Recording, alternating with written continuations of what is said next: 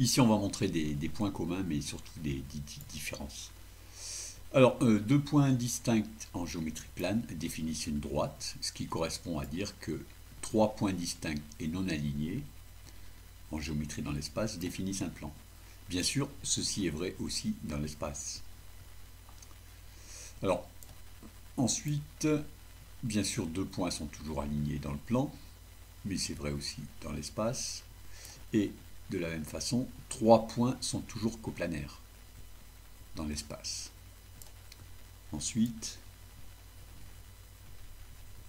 si on considère deux droites, soit elles sont parallèles, soit elles sont séquentes dans le plan. On a même ceci, petit rappel. Parallèles, il y a deux cas. Soit elles sont confondues, soit leur intersection est vide.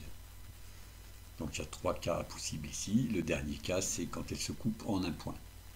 Alors attention, ceci va être faux dans l'espace. On donne quand même un point commun aux deux. C'est que l'intersection de deux droites distinctes, que ce soit dans l'espace ou dans le plan, c'est toujours un point ou l'ensemble vide. Alors soit on l'écrit comme ceci, quand elle se coupe en un point A, soit on a l'intersection des deux qui est vide. Mais alors maintenant, on va expliquer pourquoi ceci est faux. Alors, voir à droite le contre-exemple des droites EH et BF. Alors, personne n'a envie de dire qu'elles sont parallèles. BF est verticale et EH est horizontale. Et elles ne sont pas non plus séquentes. Alors, ici, on a tracé EH en rouge. Et lorsqu'on trace BF, on a l'impression qu'elle coupe EH en un point ici. En fait, ce point n'existe pas. C'est-à-dire que les droites EH et BF sont bien ni parallèles, ni séquentes. On a maintenant tracé en vert les droites FC et BG. Elles semblent se couper en un point. Est-ce que ce point existe vraiment? Est-ce qu'elles sont vraiment séquentes? La réponse est oui, parce qu'elles sont coplanaires. Et on va regarder de près ce théorème. Lorsqu'on considère deux droites, si elles sont coplanaires, alors forcément elles sont soit parallèles, soit séquentes. Ceci vient du fait que tout théorème de géométrie plane est vrai dans tout plan de l'espace. Donc notamment dans le plan ici de la face de droite, on peut appliquer ce qui est ici, qui est vrai. Et les droites manifestement ici ne sont pas parallèles, donc elles sont séquentes, parce qu'elles sont coplanaires.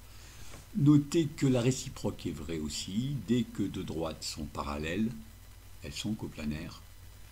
Et dès que deux droites sont séquentes, elles sont coplanaires. Dernier point moins important, si sur un dessin on voit que une longueur AB est plus grande qu'une longueur AD, alors en réalité en géométrie plane AB est plus grand que AD et il ne va pas être difficile sûrement de le démontrer. Alors qu'en géométrie dans l'espace, on ne peut rien dire. Voir le cube ici, on a bien AB plus grand que AD sur le dessin, mais c'est un cube, donc en réalité AB égale AD. Simplement AB est dessiné en vraie grandeur, alors que AD est représentée plus petite en perspective. Alors ici on enlève ce qui est le moins important. Voilà, ça c'est juste, c'était pour inciter à la prudence, bon ça on le savait déjà. On voudrait revenir sur un point plus pratique. Deux points sont toujours alignés dans le plan, et une question donc courante, c'est est-ce que trois points sont alignés? Bon, ce qui est une question qui vaut aussi bien sûr dans l'espace, et pour montrer que trois points sont alignés, on peut penser qu'ils sont de toute façon dans un plan. Trois points sont toujours coplanaires. Donc on peut essayer de le démontrer avec un théorème de géométrie plane qu'on connaît. Et de la même façon, trois points sont toujours coplanaires dans l'espace. Et une question courante dans l'espace, c'est est-ce que quatre points sont coplanaires?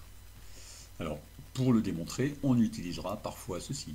Par exemple, si les quatre points sont situés sur deux droites, parallèles ou séquentes, alors à ce moment-là, les droites sont coplanaires, donc les points aussi. Mais on ne pourra pas utiliser ça, puisqu'on ne sait pas si on est dans un plan de l'espace.